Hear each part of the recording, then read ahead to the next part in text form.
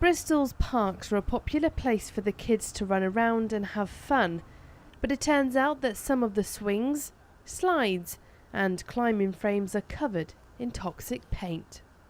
The ones we measured, we found that half of them contained at least one structure that had lead in it, and some of the parks, nearly everything had leaded paint on the structures.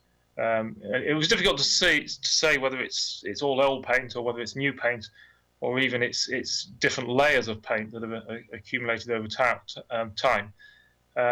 But other parks we visited were surprising in that certainly new paints, and I'd say over the last 5 or 10 years, they seem to have lead in as well.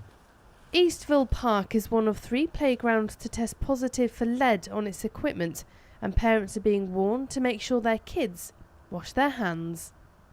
Some of the equipment is predated 1992. So since now it is in our attention, it came to our knowledge. As I said, councillors are working on it. Councillors and officers are working on it. Particularly in this park, this play area is also due for a renovation, and making sure that going forward in future, if we are having any play area renovation, then we make sure that it is without lead-free paint. Lead-based paints were banned in the UK in the early 90s, and where the paint is peeling, there is a slightly higher risk to toddlers of getting it in their hands and ingesting it.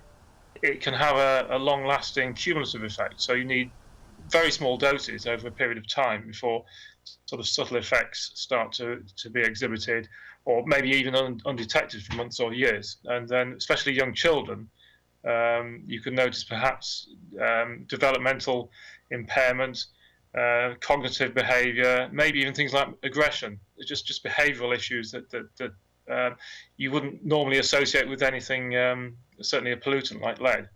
A spokesman from Bristol City Council said, "Some of the council's play areas are very recent and others may be over 20 years old, with individual play items older still.